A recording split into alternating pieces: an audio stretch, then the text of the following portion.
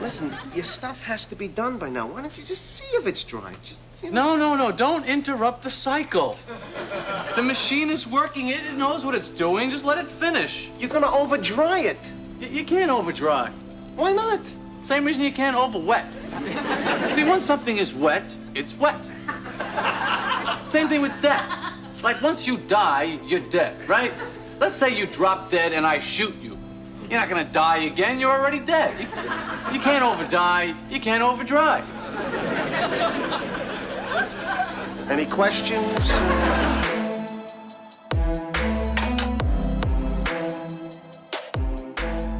All right, everybody, welcome back to another week of Muskies on Tap. Welcome to episode number 162. We got a midsummer chop sesh. We got our boy Austin on the line. We're gonna get him in here in a second. Well, he's right there. I'm gonna start with you, Austin. Let's just dive right into it. How you doing? What's up? Well, I'm actually doing incredible. Not true. Not we true. just heard your Right out life of the story gate. of last week. First time that me and Brian even get to be on the pod, first thing he does, call me straight out. You know, trying to keep things positive, and he puts me on blast right out of the gates. No, Brian, you're beyond correct. Not true. Had an entire Google account that I've been using for 10 years, just get pretty much evaporated off the face of the earth. Thank you, WIU. Big time appreciate that shit. They rug pulled you. Yeah. Shout out. Big time. Yeah, that's such a shout out. If anybody from WIU on the entire staff, Shout out. That was a pretty trashy move, I'll be honest.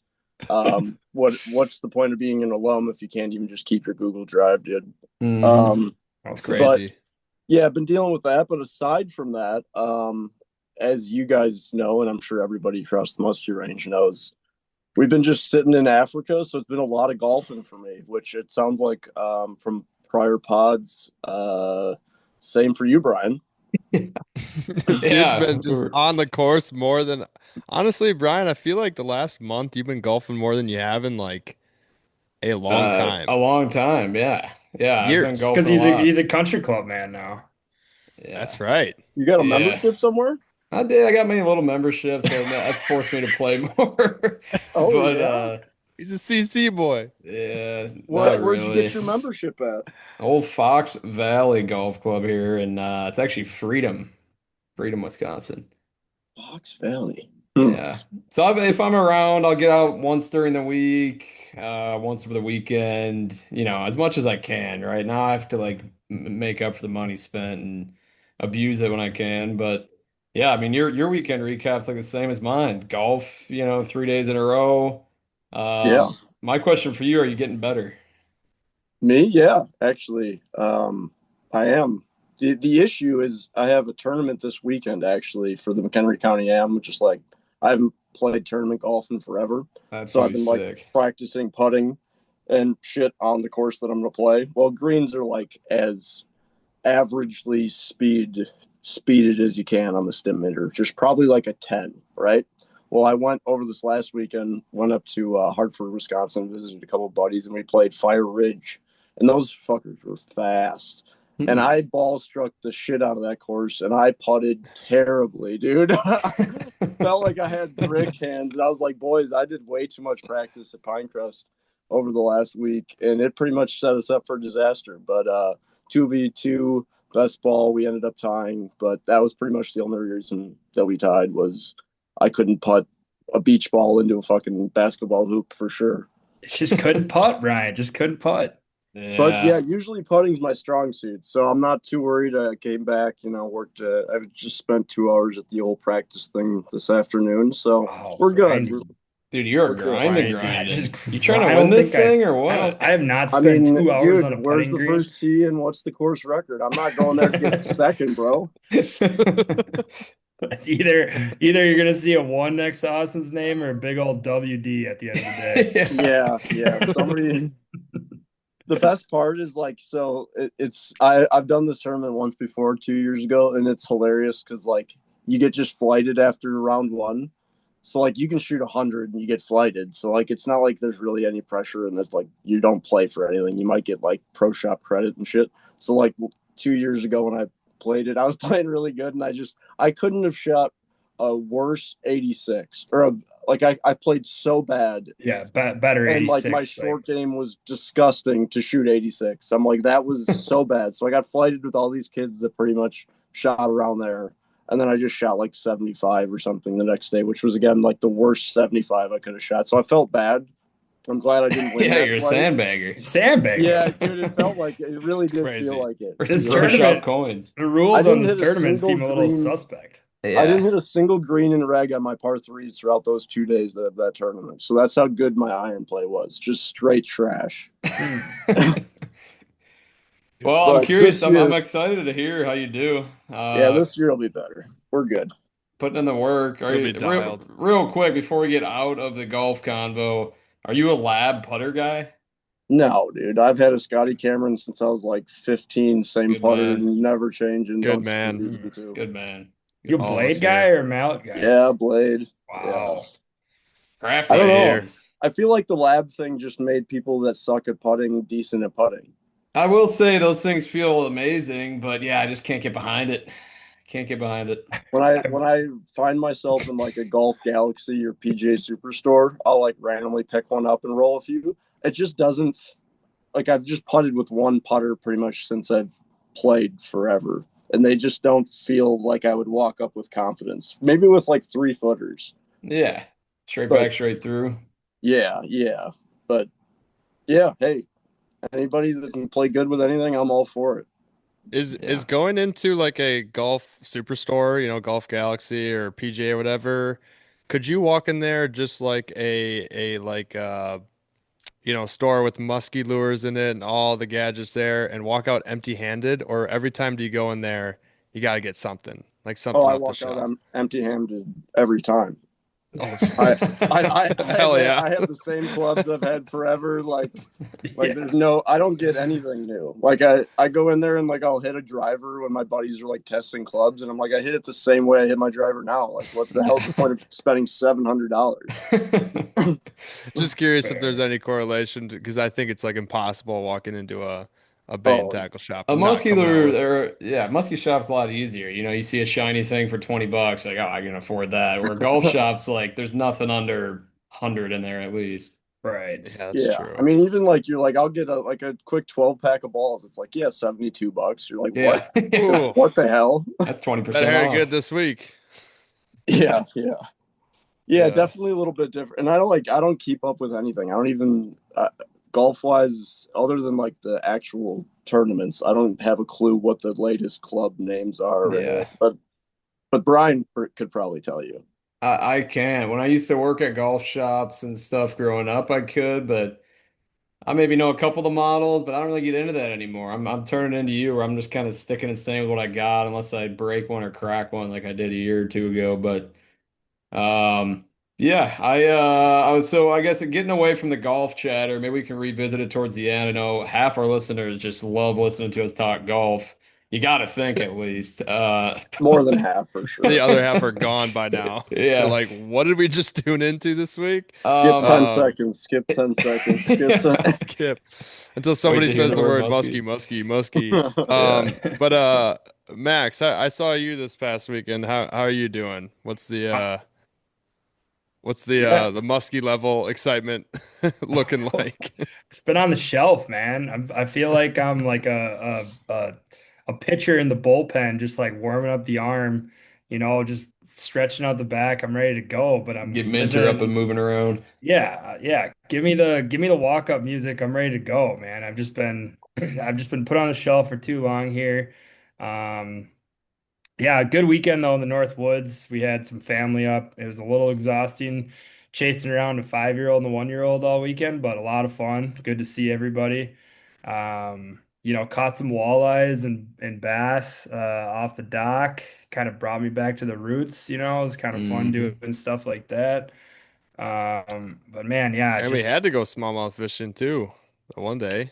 yeah, we had a lot of fun Too hot. smallmouth fishing and I mean it was a good time up north, it's tough. Like I was texting with a buddy and I'm like, I don't know when I'm gonna be able to fish until Canada, which is just not ideal for me. Like you're talking about a good solid month off in the middle of the summer. It feels like musky fishing just started and then now it's like we're talking, mid-August bites and like, cool downs, late summer cool downs. It's like, whoa, whoa, whoa, we like just got this Yeah. car started, man. Like what's going on here? Like we're already, if I don't pick up a rod until Canada and I get back from Canada, it's like we're damn near in September. Like Waiting this on is turnover. Yeah. yeah, like this is just not cool. So yeah, we need some mega cold fronts to roll through. Austin, I'm sure you're like praying for it. I mean, at this point, I don't know when you're making or if you're making your venture up to Minnesota at any point in time this year, but I mean, I looked, it's gonna be 98 on Sunday here in the cities. Like we're just Dude, cooking. Damn. what? We're Dude, it was cooking. cold. It Oh, was cold today. I like It wasn't tonight. here though. Like it just wasn't. It probably didn't get below crazy. 80 degrees today here and like it was What? sunny. It's like Yeah, dude, I'm 65 here. I'm breaking a sweat walking into work just pissed off because I'm like, dude, I just know these It's these temps just Muskie, you're aren't going dying. anywhere. And then yeah, I'm like, I'm like looking at the weather app every morning when I get up, just praying for like that 68-degree day. And it's just like every day, it's just like 92, It, 93. yeah, it's been so hot here for like I don't know what it's been, a couple weeks at least, and like no rain. That today was down to like 72 and windy, and I walked outside and like it felt like fall. And like 72, I mean that's still pretty it warm, looked but like like fall. it's been 20, that's 20 degrees colder than what it's been up here for the Dude, last couple of it weeks. legitimately looked like fall with like the way I don't know how to describe it exactly. I'm not a cloud expert, but with the way the clouds were going and how fast they were moving with the Yeah. wind and the way that the sun was shining like at a really low angle that you normally would get in the fall when that sun just always is in that low angle when it's going. That's what it was tonight for the sunset. And it was freaking fall. It was 65 degrees. Oh I mean, God, it, pill for that. it was, We haven't yeah, but sniffed a 65-degree low in like ages. unfortunately, the wind gusts today were like 35 to 40, so that kind of Oof. sucked. They were Yeah. absolute gale force, but we're at least back to musky fishing. Thank God. I mean, we Are touched on it a you? little bit I was last just gonna pod. ask. I was just Yeah, gonna ask you guys like what you guys it's when. seven. I had 73 to 76 today, so Yeah, we're back in that's business. well, like that. The wind gust that you were just talking about, like that's been another piece to like our puzzle down here. We've had like literally no wind. Like Yeah, that's what it was all the way up until yesterday. We had yeah, like no wind forever since May, it yeah. felt like. I mean, yeah. For us, it was like no joke since like May 1 month ago. I would say like somewhere in the 20s of June was like literally the last time that it felt like windy, and I then it just honestly, got I've been flat. loving it though. For golf, I mean, you couldn't ask for better weather. Oh, the ball Oh, goes long way. Straight, no wind. yeah, that's true. I'm playing on Same here. Thursday and it's like 80, 86 and pure sun, low wind. I'm like, all right, we can rock with that. I Yeah. did just realize though, I got swept up in the moment here with you fellas and just totally broke my New Year's resolution for the first time this year. Oh no. Yeah, Wow. What? just started Drinking during the bitching week. about the weather. Mm-hmm. Oh shit. Oh, no shit. Mm-hmm. I've been crushing it all year, and I just Is that realized I on just am sitting recording? here. Yeah, well, I saw Brian down there chuckling in the corner. I'm wondering if he's gonna call me out for it, and then I No, realized I he's was out to actually lunch. it's actually gonna So call it's gonna call Gus out when he mentioned 76-degree water and then said we're back in business. I'm like, whoa, whoa, whoa. 76. um, You gotta be careful. God damn, now I'm kicking myself, but I don't care. You know what? This is a good time to break it. Fuck this heat. Yeah. Let it Yeah, pass, man. So sick honestly. of it. Let it But This like pass. when is you it. This is what I would bitch about is always heat. Yeah. yeah, Max, when you were saying like what you have to look forward to for like fishing is pretty much August leaving to go to Canada. Hmm. That's like a yesterday I was sitting on my phone like typing up my little like guidepost for promoting pretty much the end of August, September guiding in Minnesota, and I'm like, that's like literally all I have to look forward to at right now. I'm like, holy shit, like that's still we got a ways. Yeah. I We're gonna have know, to dust the man. cobwebs off for like the second time of the season. I We're know. making it's kind I of sickening. walked past the sticks today that are just laying in my closet area room, and I'm just looking at them like, man, they're just lonely collecting dust, and I don't know, man. These guys that are opening up the season early might be onto something, you know. This is Damn they might be right. God damn it. God damn it, they're right about something. But well, Austin, it's been a minute since we've had you on, and honestly, just catching up in general. I know we message back and forth quite a bit, but let's give a rundown on maybe how your season's been going, and we'll kind of take her from there, and right up until you had to call her quits. However many weeks ago that was.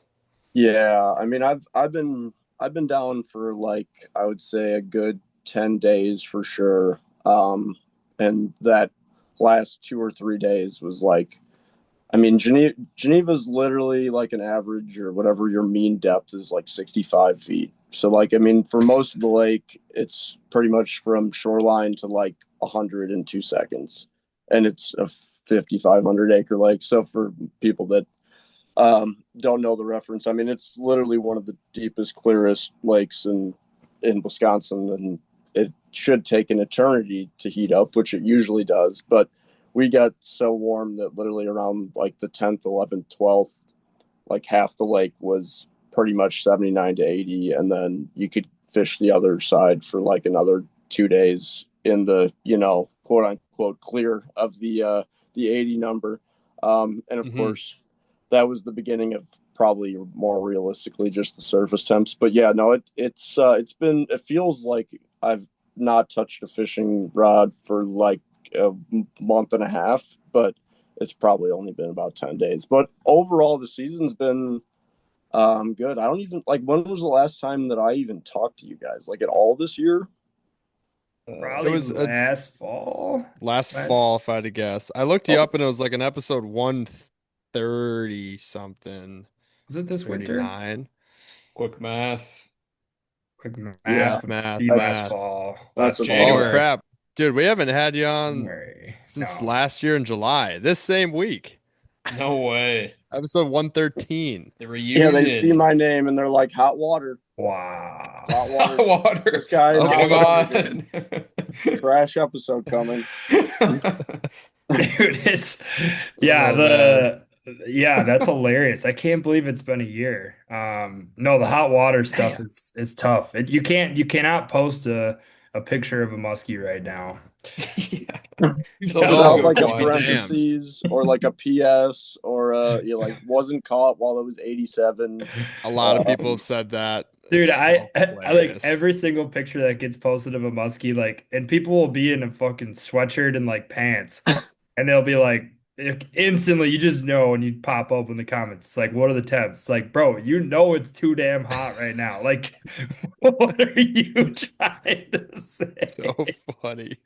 It's like there's barely any leaves on the trees in some of these pictures, and people are like, just so you know, water's like 89 right now. It's like, dude, this I picture's mean, from May 29th or 30th. honestly, it's fine. I'll post videos in the winter, or even like anybody I'll see somebody post like a picture and it's green leaves holding a muskie and somebody comments, "Where are you?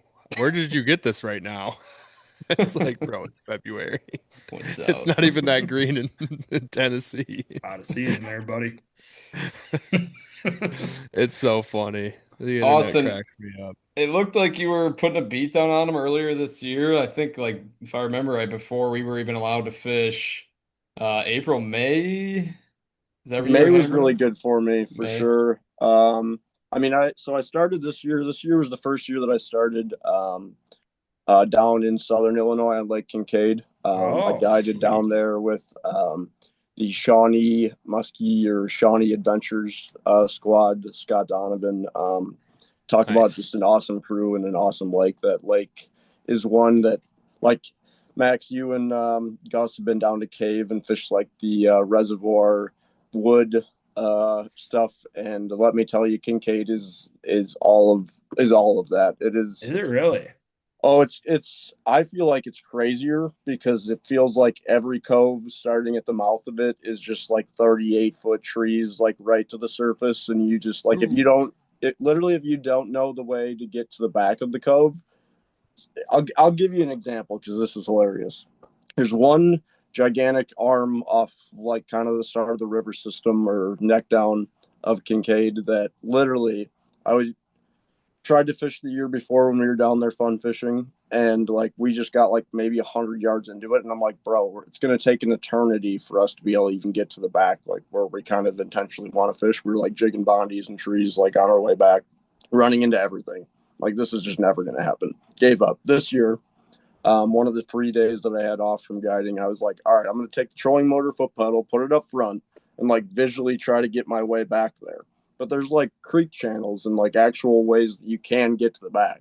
So I did that for like an hour and a half, and I got maybe another 100 yards into this bay, further than I did the year before. But like, still, I'm like, dude, it's about to be sunset in 45 minutes. I'm just wasting my time.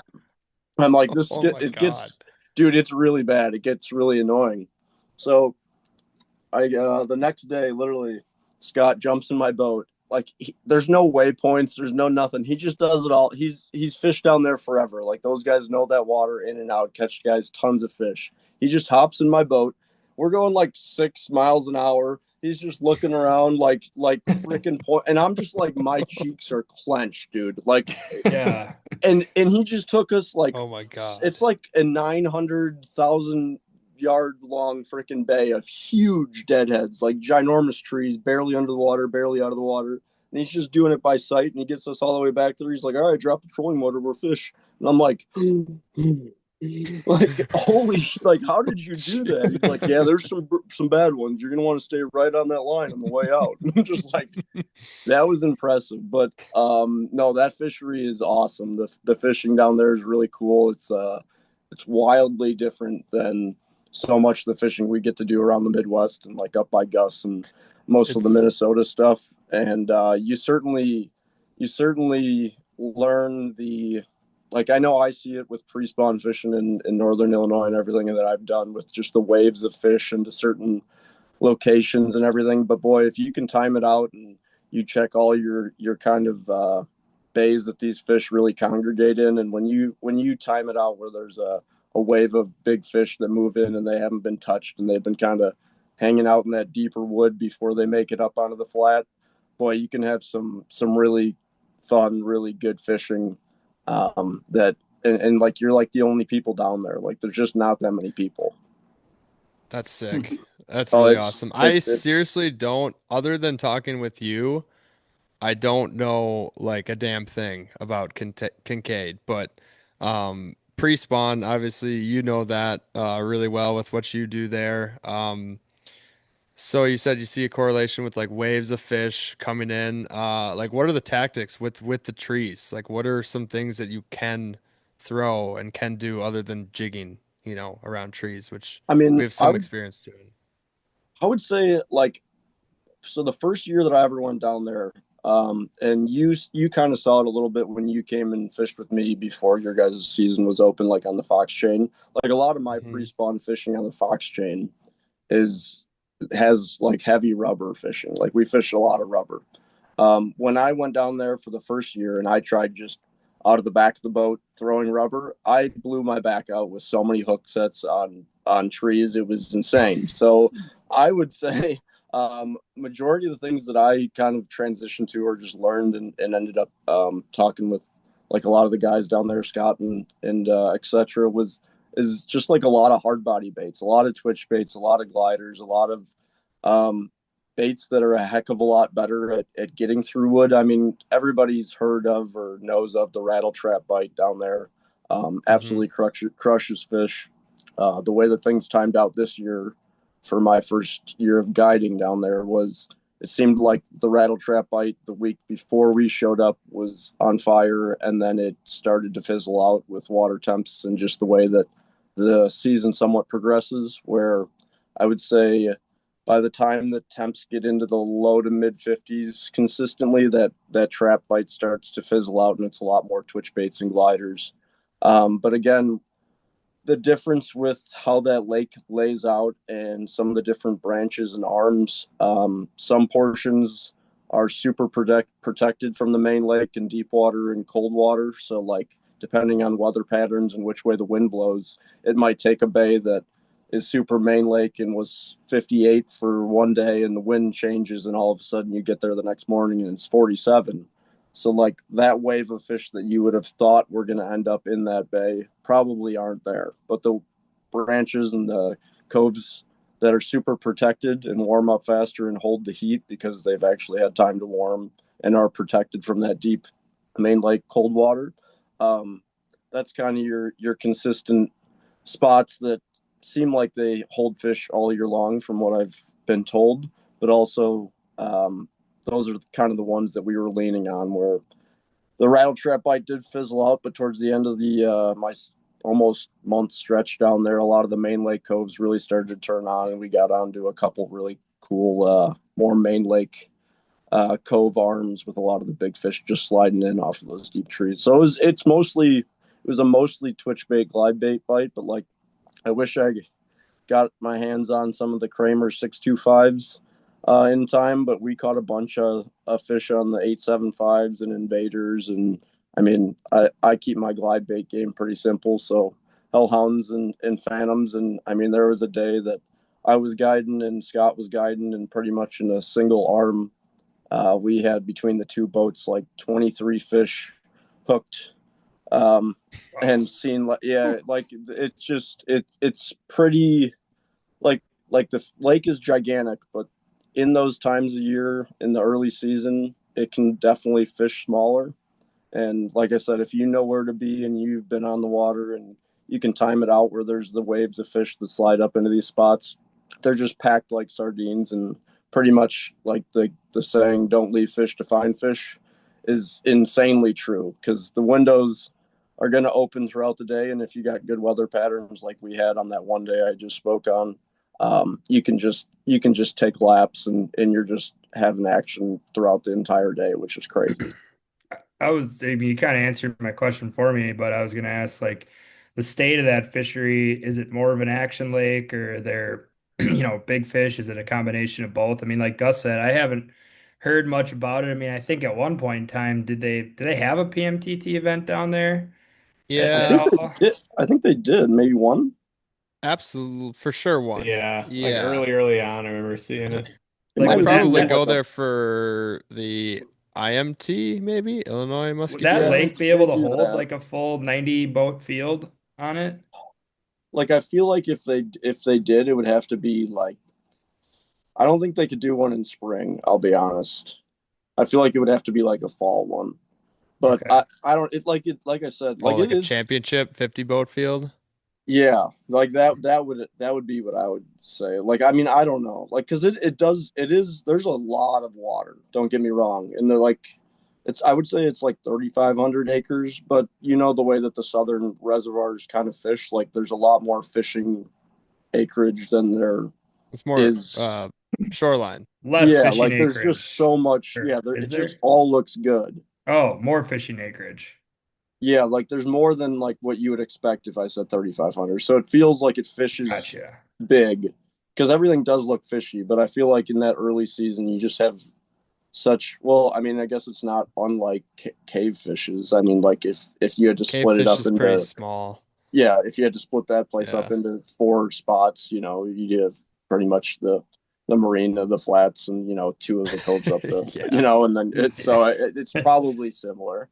Um, but no, that I would say, to get back to your question, Max. I think just an insanely healthy fishery. I would say probably they still average like a 34 to 37 inch fish.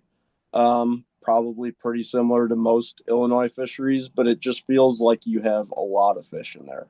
Hmm. Um, but like you're not. It still puts out a 50 incher. It seems like every year for the handful of Illinois lakes that end up producing a fish of that size. And it, like, I mean, we seen the last day that I was down there, we had a 49, maybe 50, could have been 48 and a half up to the boat, that was insanely well built and looked dead nuts in her prime. So I mean, there's plenty of really big fish down there. I think that there's still probably, it feels like there's still a lot of unfished water. And there's really, it doesn't feel like that many musky fishermen that fish it aside from the early season. But I also am speaking slightly out of my ass in the sense that I'm also not down there. But it's a Right, really, right, right. it's a really good fishery, and I do feel like there's a lot of pieces to the lake. It's a super complex lake that like different patterns throughout the year, like the post spawn, suspended bite, the hard to soft bottom, shad movements in the lake. There's a lot of different things that I feel like are probably still untouched to the degree of like outside of the guides and things that really know the water. Is What? Oh, go ahead, Brent. I'm curious how you got the guide business going down there. Like you said, your first year doing it. Had you known Scott for a while, or like how'd you go about getting the hookup there? Or were those like your clients that you kind of had known and relationships with? So let's see. So me and two of my buddies, they had done a trip like a couple of years prior, probably I'm gonna say 6 or 7 years prior down there for fun. And then we decided we were gonna do a spring trip down there.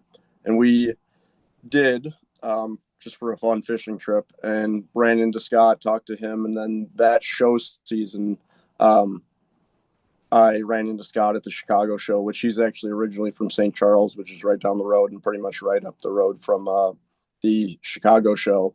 And he's like, hey, if you ever want to, you know, start your season early and come on down, like we'd love to have you. So basically, the way that it ended up working was about half of my clients I booked through myself, and then he had overflow because they just book.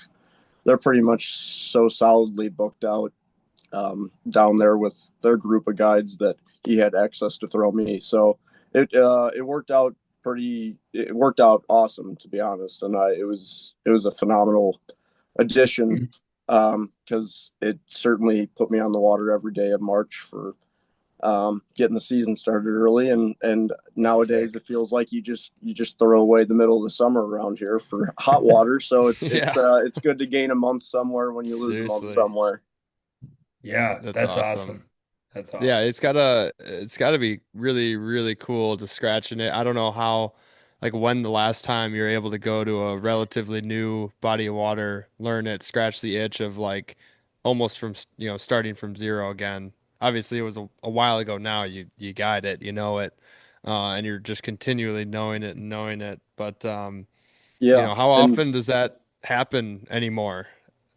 for me, not as much actually, and I'm like kind of glad that you brought it up that way because there was a day of guiding down there that like kind of goes into the new water and like just continuing to learn. And you know very well, but like when you're guiding and you start to build confidence in exploring the new water, whether it be like that pattern is kind of pretty solid, and you're like, you look at the lake map or you look at Google Earth and you're like, okay, that spot kind of fits the same way that we've been catching fish, or same layout of the spot. And during your allotted time of guiding, you're like, well, I have the confidence to go try that spot with these clients, whether they have any clue if it's going to be good. And I obviously have no idea if it's going to be good, but you have that little bit of built in like buffer of like you're guiding muskies.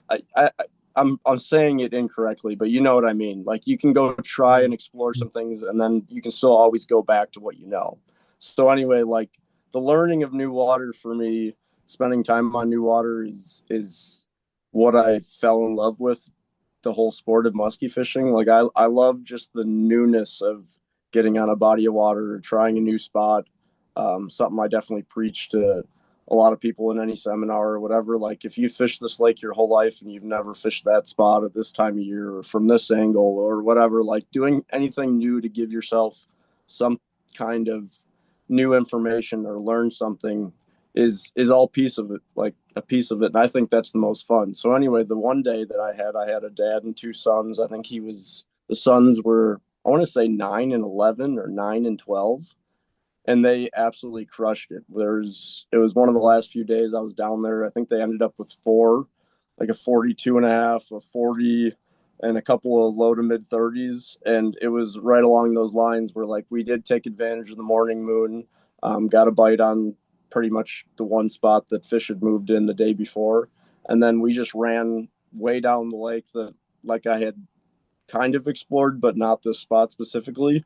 We pulled in there, caught one, lost one, came all the way back, got two back on the spot we started on. And it was just like one of those fun moments of like, I've never been there, just drove by it, auto charted it. There's a tree out of the water. There's some hard bottom. There's some soft bottom. Perfect. Let's fish it. Bang a nice fish.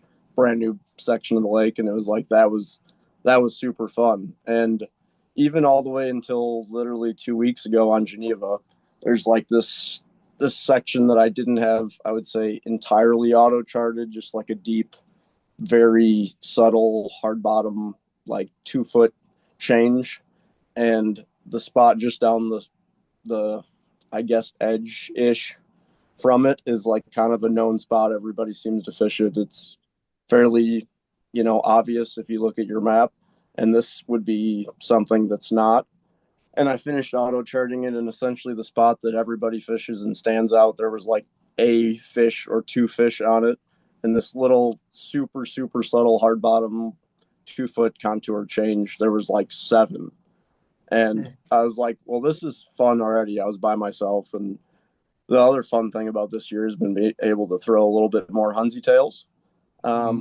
So I got my order, I think 2 days Exciting. previous. Yeah, I got my order, I think a couple days previous to this, strapped on the old Midnight Moon 810 and just crushed a nice mid 40s on this spot that I just auto charted. And it was just along that whole lines of spending time on new water. And like I've spent so much time on Geneva, but again, the lake's so big, and yeah, I have most of it auto charted and like know it pretty dang well, but just looking for anything new to continue to grow the arsenal of knowledge or spots and everything. And that was one of the more rewarding fish. Sure, it's right down the shoreline from where I always fish and whatever, but kind of a cool little fish catch. And that whole day with those kids and the dad was one of the most rewarding, fun days for me to not ever put a bait in the water and watch them crush fish and literally fish for 10 and a half hours straight for that young of kids, grinding it out and catching fish was awesome. I mean,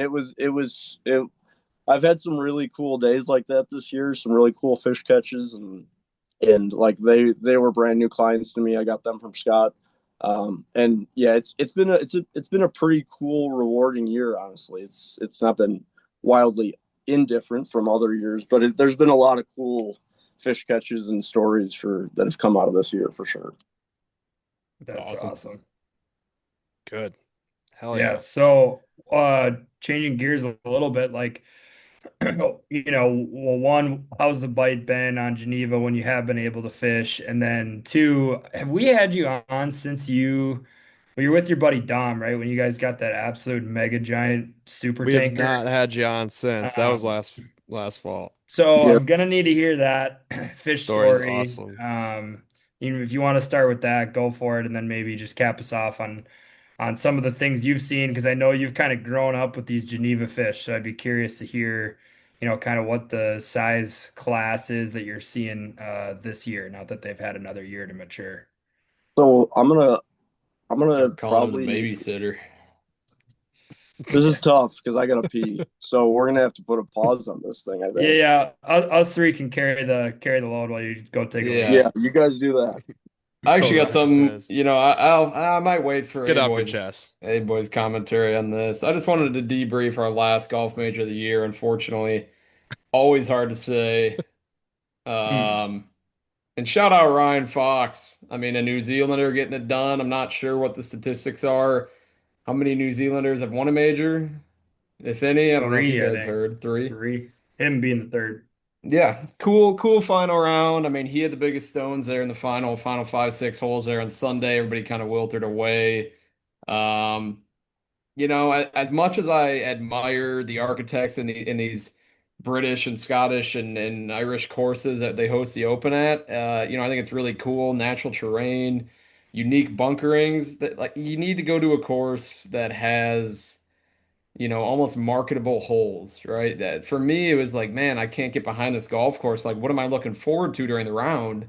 It's just these open fields, right? And again, I don't want to knock that type of golf too much. I do think it's cool, but from a TV and production standpoint, there's nothing that really grabs you. I mean, I thought it was an awesome tournament. I hear what you're saying, but It's a like, great tournament, but there's just no, especially maybe it's just a Royal Birkdale thing. No draw to the course. Like usually in a major, they find a storyline with the course. yeah, I think it was difficult when the wind picked up. I mean, I don't know, a lot of these open championships, I mean, even like St. Andrews, I mean, you have the road hole. Um, but outside of that, I mean, the hole has a name. It's not like it's that exciting. Yeah, I think Um, you're right. Maybe it's just because I know a lot of the St. Andrews holes. I'm not as familiar with Birkdale, but yeah, you might be onto some just in general. Like, I mean, you have, I believe, the postage stamp's a well-known hole at Port Rush, yeah, maybe, or but one none of of them them. are But like particularly, stand out as far as like, treacherous or anything. It's just like, there's little booby traps all around these open courses, on the rota. yeah, And I think it's cool to see something different, It'd be like how how going and go ahead. how do you feel about their coffin bunkers? I mean, a lot of those courses have them, and they're almost a 90-degree bottom. So your I ball, feel like your you'd have a hard time getting out of Well, them. no. Like the ball, the ball funnels in, they all funnel into it, and then it's a straight drop into a 90-degree corner. So the ball just sits against the wall, and you're absolutely screwed. Yeah, I Don't think hit in that's there. kind of part of the bunkers at courses out there are actually, penalty shots. There's no water. That's There's true, nothing yeah. to defend the course, so Fescue, they have to grow the grass long in the rough, and they have to have the bunkers be actual penalties. yeah. So, I mean, I hear what you're Hey, saying, and not to, completely disagree with everything you just said, but like no, somebody's got to play devil's advocate. Hey, boy, Wiggy, question for you. What's your take, real quick, before you get into the big fish story, which I'm sure people would rather hear, on the Bryson scandal? Yeah, I to be honest with you, I knew that was going to come up today. Um, I don't really care too much. I mean, I feel like I could go both ways. Like I feel like he knew what he was doing, but also like if I put myself in that situation, like my pre-shot routine would definitely be like to be standing behind the ball and then walk into the hmm ball. Yeah. Um, I didn't really know the ins and outs of it, so it was pretty much that he improved his swing like area, right, by Path, essentially yeah. stamping down. Yeah. Honestly, my take on it was the amount of memes and things I saw on socials that came out from like the AI, him driving the mower and Yeah. like dancing Yeah. around. Yeah, like that was the best part of it. But congrats to Ryan Fox. Hell of a Yeah. Super cool for him. I'm pretty indifferent as well. As much as I hate Bryson, like I don't know if there was any, ill intent there to cheat or anything. It looked like a pretty stock routine for almost every golfer to get behind the ball and see what they're looking at. But he handled it with his theatricals as usual, played it off the entire week, and just kind of fell back into his prickish mannerisms that he's well known for. So I couldn't have agreed more with what Rory had to say about it, and looking forward to next year. I knew that that's where that was Just had to going. throw the just I had to mean, throw it in there. God, I really want to get onto Austin's big fish story here, but like, I agree with Hey, you. we And could leave this for next week. don't make me defend Bryson here, but I knew that was going to be your take. You're just pretty much regurgitating, your boyfriend Rory I'm coming not. up to the Well, podium, no, and that's also like how I've felt though. sure, he's speaking for you. He is. Well, we Yeah, talked about it. So yeah, like right. He's your guy. Rory Mine's camp, yeah, we discussed. But yeah, I mean, I'm over it. I'm happy for Bryson to have made one cut this year at least. At least his reputation is not totally Hmm. tarnished. I think he'll hang around Yes. and play competitive golf a little longer. But Ryan, eventually, do you watch Taco Golf on YouTube at all? I don't watch any YouTube golf. Dude, that's a weird ass take. I It's know. what's so surprising with Brian is like you think he'd be a YouTube golf guy, you think he'd be a Bryson guy, and he's just the exact opposite, like Mm-mm. I watch it's my tour and that's it. I yeah, it's don't. surprising. I Traditionalist. respect it. I respect it. Yeah. Yeah. You do So watch YouTube golf though, because you watch no laying up stuff. Yeah, but that's I'd consider them in a different genre. It's not like More your cinematic. typical shot tracer and can I make a par using a gallon of milk and like these corny little videos. Well, that's good. That's a whole different section. Yeah. Dude, YouTube, like there's definitely that crossover between like, and I don't know if this extends into like other industries, but like there's a huge crossover between golf YouTube and fishing YouTube, between like the thumbnails, the like Hmm. open-ended questions for yeah. titles like can I shoot a 59 with President Trump? Like you know what I mean? It's like, can I go catch a muskie using only like, whatever bait? A Barbie rod or Yeah, whatever. like it's kind of funny that there's definitely a crossover Yeah. there with the like I don't know what you call them, like challenges or something. Well, and you can kind of Clickbait. yeah, Yeah. clickbait. You see the relation between like a big YouTube fisherman like John B to like good, right? It's kind of a little corny, a lot of clickbaity. Like almost too mainstream, but they're making a shit ton of money, so you can't fault Yeah. them. My guilty pleasure is definitely like watching clickbaity YouTube fishing videos. Guilty pleasure. Dude, like I'll just get sucked in. It's like, can I catch a muskie on this bait? It's like, I don't know. Let's see. That's Not sure you can. All right, hey boy, bro, take us fall away smart. with the giant story. Oh, If now you're he still there with us, you're a little bit freezes frozen. right as when his There's moment no Oh, of way. truth comes. He'll Can we come get back. him back? The that audience is just dying for Austin to come back on so we can stop talking golf. Big fish. Oh oh no. boy. Whoa, there he Oh, We is. got oh, and him. there where he's so back. And now he's gone again. Oh, I'll find Uh, this. Anybody got Cut. a hot take? uh, Well, oh, He'll sign of be life. back. There he back. is. There he is. Yeah, are we good? We're Yeah, we're good. good now. We're All Oh right. straight. yeah, we're very good. Yeah, that would that would be really a classic. Whoa, hold on here. That would be a classic Wiggerman household Wi-Fi goes down once an hour situation. But we can all we're good, right? I can go. Yeah. Yep, you're good. Oh yeah, we're All good. right. So I'm telling the story, the old big one on Geneva. Sure. Yeah. I Yeah. never know how to start the story, but anyway, so we got two big ones out of Geneva last fall. One which they're both kind of funny stories. So the first one was day before the fall tournament. I thought I had my client booked for the whole day, so I had planned to start at 7:30, which was tournament hours. We started at 7:30. He said that, which he's a great guy. Even if he probably will listen to this, even when he listens to this, he told me about 10:30 that he was going to have to cut things off about noon, and I was like, oh, all right, well that's fine. So at noon, I just idled, trolled, cast or auto charted, and then I took about 5 casts, caught a 50 and a half. So that was a half day client that I thought I had for the full day. Then the day that Dom caught his was a crazy windy. It was just a solid fall day. And my client really he wasn't the best in the boats. We didn't go to like the craziest windiest spots by any means. I think he caught a pike. We might have lost one, seen a couple, and I thought that was a full day trip, but it ended up being a half day. And I could tell that the fish were going, and there was definitely a few spots that I hadn't fished that I wanted to, and so pretty much dropped my client off, called Dom, and I said, get to the dock because it was the day of the supermoon. Yeah, but this is the good stuff here. I Yeah, This think is this the is super action-packed solid. segment. you're coming through good now. All right. There he Well, is. Great Yeah, lighting now too. he's big chilling. yeah, now I Hell just have to yeah. hold my phone.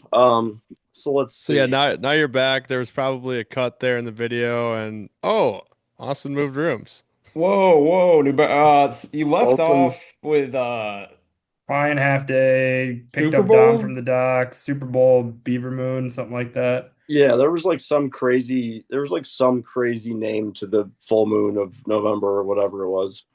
Um, but basically he hopped in the boat. We took like one pass down the windiest spot in the lake, and we moved like probably seven, but we didn't see anything over like 46 or so. And like I could tell that we were like they were getting hotter and hotter as we got through that pass, and I pretty much picked up the trolling motor, started the big motor, like loop back around to take the second pass, and I was like, I know Gus can kind of correlate with this. Like when they're going, you're like, you don't want anybody to do anything else. It's like get your bait back in the water. So Dom was Mhm. like about to get all the GoPro stuff out and put stuff on his head, and I'm just like about to tell him like, dude, stop. Just like let's keep fishing because like they're gonna go, we're gonna get a bite. And then I just like had a little voice in my head go, no, like let him put it on, whatever. Like you can fish, like you'll have your bait in the water because I'm like now fun fishing mode. Like I don't give a shit if he catches one. Yeah. Gotta um, flip the mindset there. yeah, exactly. So no, I was like, all Uh-huh. right, screw it. So he takes literally one cast after he gets this head mount on, like introduces the whole beaver supermoon situation. And I'm like, literally, I put a beaver on like probably a little bit into the first pass because I was like screwing around a little bit. But I was like, it's the beaver supermoon. Like, I got to throw a beaver, you know? So Right. he Yeah. introduces the whole situation on cast number one, takes the second cast, and like his bait's getting to the boat, and there's like a pretty hefty glare, and I can see this fish chasing his bait, and I'm like, oh Dom, you got one coming. And then like it gets closer, and like anytime you're fishing like super clear water, I feel like fish can look a certain size and then they get all the way to the surface and they're way bigger. So I'm like, you got one coming, definitely a big fish. And then like I knew it was going to eat. It had like the gills, like the fins all the way out, like whatever. So I just set my rod down, grabbed the net, and by the time I like spun back around, he already had it hooked and it was to the surface, and it grew like 5 inches in like a 0.25 seconds by the time that I grabbed the net and like looked back up, and I was like, oh my god, and the thing just head shook perfectly into the net. And the video is like a hell of an adrenaline dump, good vibe. I was just like, that's a 50. And he's like, I don't even know what he said. He's like, that's a 50 on video. Let's go. But it was an He absolute, says a couple more things than that, I swear. yeah, he might have. He could have. But it was like the most pristine, untouched, ginormous, like southern Wisconsin fish that I've ever seen. Like the perfect white belly to it. I think it ended up like 51 and 3/4 by 24 or 24 and something. Jesus. Um, It's a and giant, Oh, that dude. like the white belly crazy, line. oh, dude, God. yeah, just like it was literally a perfect fish. And he was the amount of air bubble noises that he made, like spewing, trying to pick this thing up. It was hilarious in the video because they're just, I mean, it was easy 40 plus pounds. Um, and, and I remember like afterwards. So this is really good because this part of the story, one, well, there's two parts already. One, like after we released it and things, I realized that it had a cut fin on it, like a clipped fin from stocking, and they only clipped fins in 2012 from what I can find. So that means that there's an entire year class in Geneva that's bigger than that, from 2010. So that's really cool. Hmm. Um, Wow. and then also the way that the next full entire hour progressed after that was when we hooked it, put it in the net. I put the boat in anchor mode. We caught the fish. We did the whole pictures thing. We like did like an adrenaline dump reset. So it was like 30 minutes later, we go to take our next cast. He starts the video. I have this fish come in now on a different bait. It goes around for like 8 turns, and it was almost like the fish that you and I had up, Gus, the blind one, Yeah. where like I could tell it was blind in one eye because every time I would make a certain turn, it would like keep going. Hmm. So, but it was like super hot, so I ended up like almost semi force feeding it, and Dom's like adrenaline was so high that he was already like in the front of the boat like almost netting the fish before it ate.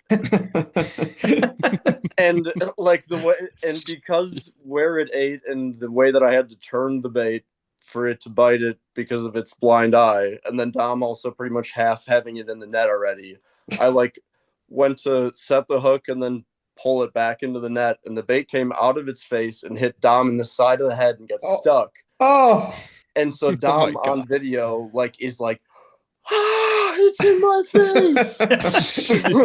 And then the fish just swims out of the net. And it's also like a 46-incher. Like it's a really Damn. solid fish.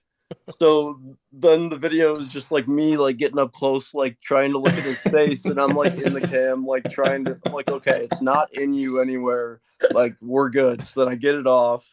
But mind you, the boat is literally still in anchor mode from where we caught his fish. So we get that off of his head, and I'm like, he has like the tiniest little cut under his nose. So I'm like, all right, Dom, like, how about we do like another half hour? Let's sit here and like, cause the adrenaline is running insanely high. So we like chill. Now we're like looking back at pictures of his fish, looking at the video. I'm like, okay, literally a whole nother half hour has gone by. So it's now 1 hour from when we caught his fish, a half hour from when I just lost the blind one. And I'm like, all right, it's time to like, we'll do it again. So I'm already like mid cast. Dom starts the GoPro, stands back up on the front deck, and I go, here comes another one. And it comes in, and I go to hang it, and it does the blind thing. It's the same blind fish that I just lost. No way. And dude, it almost ate it again. I'm not even shitting you. God. So I almost hooked that same blind fish again. And like the boat's still in anchor mode. So literally I wanted to catch that fish so bad, but we finished the pass and we both looked at each other and we're like, okay, I think we might have just done it. I think we should just call it a day. Like nobody can think, dude. Wow. We're still shaking. I'm like, all right, like let's just put a cap on this day. It was a hell of a day. Thank God you didn't get hooked. Like we're good. So that was literally story. Yeah, and all of it's on video, which is hilarious. But like the events of not moving the boat for that whole hour, and then like the first cast being lost to the blind fish, almost hooked him in the face, and then the next being the same fish, almost eating it again. And I was just like, it was a wild day, but it was a hell of a story. Yeah. Good Lord. Oh my God. I just rewatched the video on YouTube. You had a link on Facebook, and I do remember what Dom said because I think you didn't have it go on YouTube, but it's so funny. What is it? Good. What does he say? He goes, oh my, he goes, who's your Dougie? Who's your Dougie? It's so for funny. Anybody that knows Dom, that's just a classic Domo celebration. Just straight to like doing the half Dougie, like half like grinding on somebody. Like it was so funny. Dude, that's absurd. Yeah, that's a tough story to top. Bait in the face. Yeah, and like mind you, like I had just spent like I want to say 10 days on Lake Vermilion, and I think Dom came up at the end of that Larry Ramsell event, and we fished like 4.5 days, and he didn't catch anything up there, and like he came out because I pretty much forced him to come out. So like after we got done, he's just like, who needs Minnesota? Like I can just catch this 25 minutes from my house, dude. Like I'm just like, Dom, that's such a you comment, Was God, that's just so awesome. Was Vermilion tough for you guys last October during the Larry Ramsell? I feel like I remember you shared some notes with Gus, but you guys weren't really fishing the same side of the lake that we were. Because we were up there a couple weeks after you guys. It was we had wildly different one, I definitely fished a much different side of the lake for majority of the time, and then we had like every weather pattern. So when I got up there, it was pretty normal weather, like I'd say like low to mid 70s and like some wind, and my pre-fishing day, quote unquote, was like 3/4 of a day, and every spot I went to had muskies, so it was a really nice feeling from the from that compared to the last time I'd been on Vermilion, which was like 4 or 5 years prior to that, when it felt like there was like no muskies anywhere that I remembered there being muskies. But the Ramsell event wasn't the best. I think we put a 45 incher the first day in the boat. I think Luke's boat got a 47 and a 48 after dark after dinner. Keys shot their episode. They were fishing mostly after dark. That was a fun time. I got to sneak out after the seminar I gave for the event and fish with Brian Schaefer and Keys for that night. That was a blast of a time. Didn't catch anything, Nice. but it was a good time. And then like for the second 2 days of the event, it was literally 85 flat calm and like the craziest bloom. Like didn't matter if you were in Jeez. the biggest basin or like neck downs. It was just like 2 inch thick green, just Oh, stagnant Whoa. bloom, which of course pretty much any time of year, but like especially in October, that's just not what you're looking for, especially on Vermilion. So that made it tough. But then literally the second the wind kicked in, actually that was the first day of the event that those two conditions were like, and then it just kind of progressed throughout the rest of the week. Dom showed up and we fished those handful of extra days, and it was really good. There was certainly a lot of nipping fish, and then the last day I think we threw the whole pattern of weeds and west side to the table, and we went east and fished rocks, and there was fish on every rock bar. I don't even know how big the one I got was, but we had tons of fish. Dom lost one in the 8 after dark, and that was kind of the wrap to it. But it was I love Vermilion. It's literally my favorite lake for sure. It's got my PB, so it's a little I'm a little jaded towards it, but it's beautiful scenery, and aside from the terrible flat calm bloom days, it's definitely got plenty of fish, and it's certainly worth the trip for anybody that's thinking about going up or haven't been there. Yeah. It's It's very much worth it. We're probably gonna be going back there again this fall, and definitely looking forward to it. for first Kind of snow. probably, yeah, the only time we can kind of get around to going, unless we, block off time, away from something else throughout the year. But so Austin, what do you have to look for? What's next? What is next on this post midsummer lull that we're talking here? What's your next plan? Next plan is literally one. There is a chance that I end up trying to sneak up IU for some dates, which I know we've Mm. talked about. I know Hmm. I've got a handful of guys that have reached out and asked about that, and I said I would keep them in the loop. That's still like a 50-50, I would say. I'd love for temps to cool down around here, but like the confirmed for sure next stretch is at least the end of August through September 12th, guiding in Detroit Lakes area, Minnesota. So I know I've got. Nice. I think I still have yet to make the post. I'll probably make it tomorrow or the next day when this comes out. But I think I've got the 1st through the 9th still available for the Detroit Lakes area, Minnesota guiding, and then hopefully after that, hopefully by September, middle of September at least, we have some fishing temperature around here back on Geneva for the remainder of the year. That's fishable. But no, I think we could use some wind, we could use some rain and a couple cool nights, and we should be able to get some more fishing in around here. But in terms of the for sure's, it's definitely yeah, end of August, early September in Minnesota, which I'm not looking forward to. I just would like for the next month to be able to use fishing my boat or a rod a little bit. yeah. Getting sick of Seriously. golf already? Yeah, I mean, I'm not sick of it. Like after this weekend, I'll probably be like a little bit sick of it. Depending if I play really good, I might just completely quit fishing and just go for the PGA. Yeah. Start live. I Sick. know Liv's got some open spots that I think They are really. might take anybody right now. You might be in luck. I mean, dude, I'll do Damn. 2-year $25 million deal. I don't care. That's not Shit. bad. That's cheap for them. I know that's Sign what me I'm up. saying, dude. Count me Sign me in. I'll up. be a 4 or 5 man. I don't care. Yeah. We'll be your PR team. We'll be yeah, your team, yeah, marketing team. Yep. Yeah. You know, Yeah, the comeback story right like there with you. Anthony Kim, dude. Just Yeah. me. Yeah. I'll caddy too if you need someone. You're already in for sure. Sweet. Yeah. Sweet. You were the first guy I was thinking of. Perfect. I'm sure. Talk you into the hero shot. I can do that pretty well. Well, we're not laying up on Liv, dude. Everybody gets paid. No. Yeah. Yeah. Honestly, it doesn't matter at all. That's hilarious. Well, sick. Hell yeah. I think that's it's getting somewhat late here. This is a long day for myself. I'm sure you guys too. I think we're gonna put a bow on this one. Thank you, Austin, for coming on here.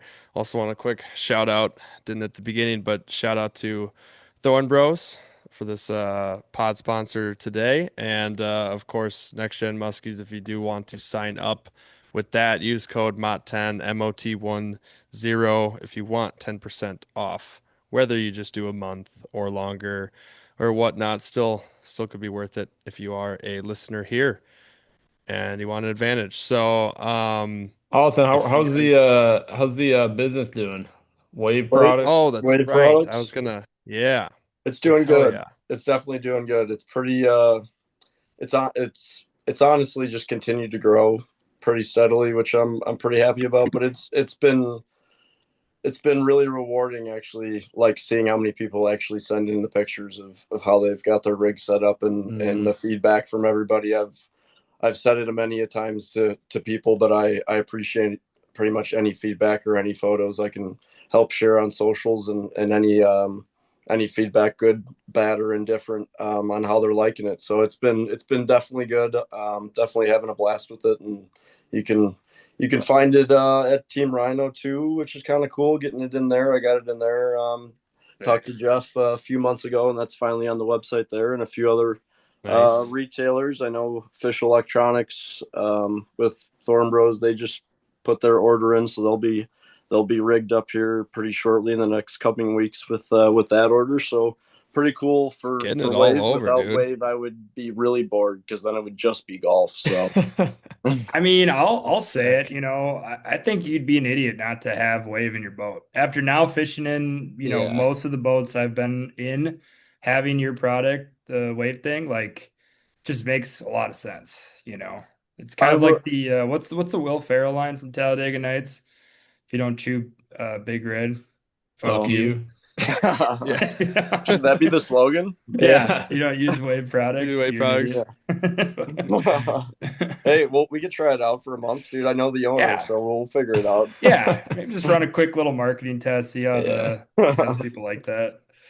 Yeah, Um, no, it's been good, and I mean, I agree. Well, of course, I agree with you, Max, but it does feel like it's kind of it's very along the lines of like the Net Buddy in a sense. Like I know there's lots of people that have seen it, and Net Buddy's huge now, but like they're like, oh, I don't need it. I've done it like this forever, or like and then you get into a boat with one, or you do buy it, and you're like, oh, it does add like a lot of extra stuff that you don't have to think about, and like it is a huge bonus having in the boat. Like just keeps as, things a million times cleaner and organized, and as don't have someone Yeah. who to. fishes out of the I front of Gus's boat, like for Brian and I especially too, like that's it. It's like one of those products where it's like you forget how like clustered shit would get without it. Like Yeah. ever since we got it, it's like so easy that Brian and I just have all of our arsenal facing the direction that we're, fishing. We just pick up the rod, we put the rod back. Whereas like when we didn't have it, it was like it would combine with Gus's shit and then all the hooks would get tangled and it'd just always be a it nightmare. Yeah. like on the side of my tiller, like the rods from the front and the back, they'd hit like this. Like none of them were ever like straight on. They would go and crisscross, and then they'd be intertwined like that. And you'd go pick one up, and you couldn't move it. Oh And I yeah. look back at some old footage, and literally there's times where it's just like you pick up the net, and all of a sudden like three rods come flying up or whatever. Yeah. Because like Yeah. it's just, I mean, even honestly, like if I am out just with like just Max or just my dad and we're not using a lot of rods, I honestly even use like the wave to put the net handle up on. So it's Yeah. like super high up and ready to go on based on, where I put in that slot kind of behind my seat in the tiller. But no, it's sweet. Like I wouldn't think that, in a tiller it would add something to it, but it definitely does. And it's not like a as common as maybe a console where it's nice having it, in the windshield or the back corner like you have it in your boat. Yep. Um, but it's great. It's awesome. And I know Chase Gibson's kind of got the same setup where it's going at that like angle back Mhm. in his Ranger tiller. So it's legit. Yeah, well, I appreciate you bringing that up and saying that. I'm glad that you guys are finding it to be somewhat useful. But I literally joke like I don't remember what life was like before that. Like like I mean I know for a fact that like my old boat, the 16 footer, was just like a disaster and shit everywhere, entangled and whatever. But like I've had somewhat of a prototype ish version on my boat forever. But yeah, like you don't really realize the simplistic value that it adds to the entire experience and doing everything. But yeah, it's funny. You really don't remember what life was like before it when you were dealing with tangled shit and Yeah. you know. Brian, I'm, why'd you I, put that rod on the top, dude? I just dude, put... yeah. Save my ass from getting yelled at. But like when I didn't see, like when Gus first got it, Hey, I was kind pipe of like, down oh, there. like what was wrong with the pile of rods we just had? And then the first time getting on the boat, once he installed it, I was like, wow, just setting them down once you're pulling up the trolling motor, getting them out of the way, like it does It's nice. cleans everything up. So, Especially when um, like we go to Canada and we're gonna have, a a billion million rods. rods and stuff. Yeah. Speaking of Thorn Bros, I'm picking up another rod this week. Shout out. Dude. So Oh, that's right, dude. I kind of forgot about that I one. just No, have an absolute fleet of rods, and I don't think I'm done yet, honestly. I'm just gonna Dude, keep chill. pedal next year Keep might down. need putting to be these. no new rod season. It's so funny. I was like, It's not gonna happen. I was texting with Clayton. I might have already told this. Hopefully, I didn't. I can't remember. But I was texting with Clayton, and I was like, asking him like, what rod should I get? And like, here's what I'm trying to throw. Like, here's my gap. Whatever. Like, and we kind of talked through it, and so I ordered the rod, and then the one thing he was like, well, I'm ordering these rods because like I think I can resale them better for maybe like around the same price. I don't know, whatever. But like they have resale value, like I'm sure they all do, but he was just talking about one specific length and all this stuff. And then he's like, "Are you gonna resell your rods at all?" And I was like, "Well, seeing as I custom put my name on every single one at this point, I don't think they're gonna have much resale value." Yeah. It'll be a mod Like, giveaway at one I didn't point. really BC. think that thing through. Yeah, You mean 4 max Yeah. mod yeah. Yeah. with the So last name and everything on there? Yeah, that's that's hilarious. funny. Dixie's rod. Stixie's rod. Dixie Yeah. 11. Austin, you want to plug number, how they can find you, get a hold of you for your trips in Detroit Lakes or any other time? Yeah. Aside from Detroit Lakes, the 1st through the 9th of September, definitely have some openings on Geneva for the remainder of fall when I get back from that. But 815-575-3468, or any socials that you see my name attached to, I will definitely respond. So yeah, that's the easiest way. And then again, no more WAV infomercial, but wavproducts.com. Check that out. Rod holders, keep your space nice, organized, clean, protected. Oh yeah. Cool. Sweet, sweet. Sweet man. Appreciate Thanks you for guys hopping having me on. on as always. Yes. Absolutely. How about Good to this? have We'll you get you on. on next July. Yeah, it sounds That's like a hot. date, dude. And I'm gonna guess that we'll be talking about hot water. And Bryson and that whole thing. Yeah. At the open. Yeah. All right, Brian, why don't you take us away here? All right, everybody. Thank you for listening to this week's episode of Muskies on Tap. Shout out to Austin Wiggerman Where'd for he go? coming Where'd he go? on again. I don't know what time this is, third or fourth Where'd he go? time, something like that. But make sure to go check out Wave Products. Make Fifth. sure to hit him up to get out and guide with him. He's all over the country now, Illinois, southern Wisconsin, Minnesota. He's going to be expanding all over the place here pretty soon. You can find him wherever, whenever. Worldwide. Shout out Ryan Fox, a great man, Ryan Fox at that. And I'd be remiss if we didn't mention Spain. Shout out Spain in the World Cup. No more takes in the World Cup. We were kind of scolded for that last week, but we will be 4 more back on years. our soccer round in three That game more was years. so boring, dude. So boring. Bad sport.